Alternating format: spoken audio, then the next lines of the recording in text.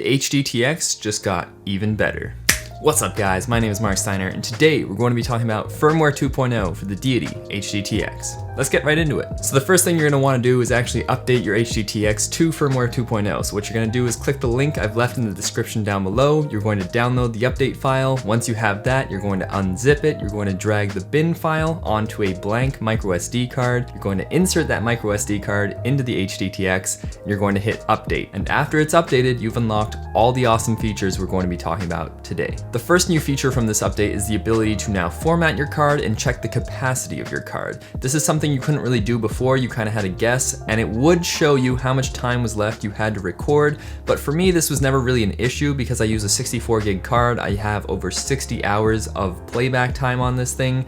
So unless you're just never formatting your card, this wasn't really an issue, but it's nice to see this addition to the firmware upgrade because it's now even more helpful than ever, and they've revamped some of the menu screens, so it's super easy to see and it's impossible to miss, so you know exactly how much time you have left on your SD card, which is really, really nice. Previously, you could go into the menus and delete all your audio files, but you couldn't actually format the card, so that's something you can now do in Firmware 2.0, which is greatly appreciated, and there is a big difference between deleting and formatting. So you always want to format your card once you've backed everything up. You don't actually want to delete it because that's not good for the SD card. So I'm glad that they have formatting in this upgrade, very helpful. The second feature is the brand new USB menu for transferring files. This is super helpful. I don't see myself using it that often, but I do like the option to have this because previously it didn't really work for a lot of people. I never use it. I always prefer using the micro SD card to transfer things. But if I'm out in the field and I don't feel like taking that out for whatever reason, or I don't have an adapter to switch into my laptop, it's nice to just have that USB connection to transfer files. So this is a very welcome addition, and it works fairly well. Once it does connect to your laptop, the transfer is a little bit slow, but it does get the job done. And since they're audio files, you're not transferring, crazy amounts of space like video, so it does get the job done when you're in a pinch. I still prefer using the micro SD card, however. This third feature that we're about to talk about is absolutely amazing, and I'm so glad that Deity was able to do this with the HDTX, specifically the US version of the HDTX. Previously, on the US version, you could not actually simultaneously record and transmit. That was something that was only for the international version due to patents in the US, which was a huge bummer. So if you wanted that feature, you still had to get the international version, which is kind of gray market, kind of sketch. Anywho, Deity found a workaround, which is awesome. I'm so glad that they found this little niche hack that they could do for that. You can now simultaneously record and transmit when you're using the XLR port on the HDTX. This is awesome news for a lot of people, and I know a lot of people were using this as the main function anyway, so this is the thing that's more important. And I know that more people were using the XLR port than the other port, so this makes sense for most people. I really appreciate having this, even though I personally don't have anything to transmit to right now. In the future, if I choose to upgrade and make that part of my system, it's a really nice feature to have that I can now have that double backup. It's just ease of use and peace of mind pays for itself, and it's a free upgrade. That's great. I'm very happy to see this, and I'm so happy that Deity was able to find this workaround.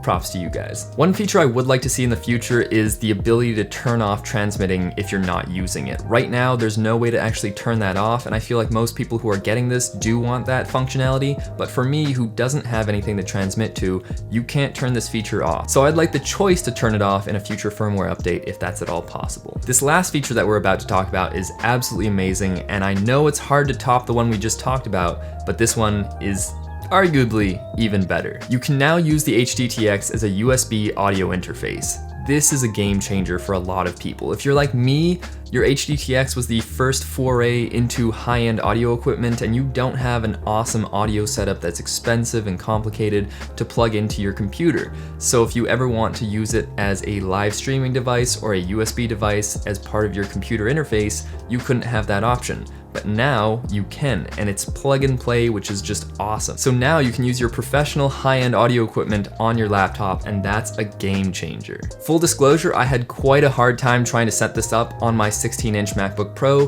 It just would not recognize it as a USB interface. It did not recognize it whatsoever. I tried plugging the HDTX directly into my computer with various USB-C cables, none of them worked. I tried plugging it into my USB-C dongle, did not work, and I just couldn't find any cable that worked no matter what port I used, no matter what cable I used. It would transfer electricity to the HDTX and start charging it, but it would not recognize it as a USB interface. So I was super bummed about that. But then I thought, let's try this out on my old laptop, the 2012 15-inch MacBook Pro, and see if this issue persists. And it didn't. I plugged it in and it instantly recognized this device as a USB audio interface, and I was so happy. Everything worked flawlessly. There were no issues. I could transfer files.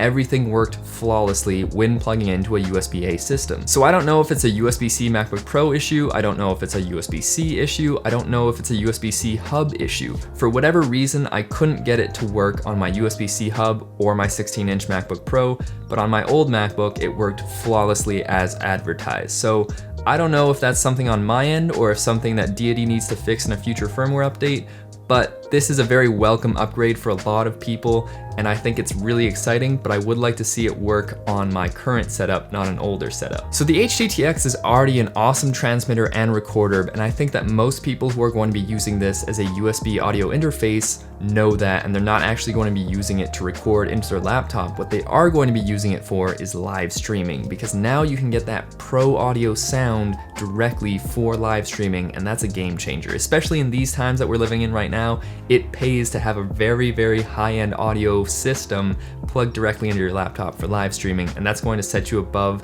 everyone else, and it's gonna sound amazing. So I'm really glad this new feature exists because it brings so much more potential for your live streaming game, and it just makes the HDTX even more versatile than it already is for the same price, and that you can't argue with. The HDTX for me is truly the Swiss Army knife of audio equipment, and I highly recommend this as a purchase. You're going to love it. It's going to work for years to come, and it's just even more versatile than ever because of this update. So if you're looking to up your audio game, I highly recommend adding the HDTX to your camera bag because you will not regret it, and it's a massive game changer. But I want to know what you guys think. Do you already own the HDTX? Are you thinking about getting one? Is this Firmware 2.0 going to push you over the edge to make that purchase? Or are you just excited that new technology is coming out? My name has been Marc Steiner, and I'll see you next time.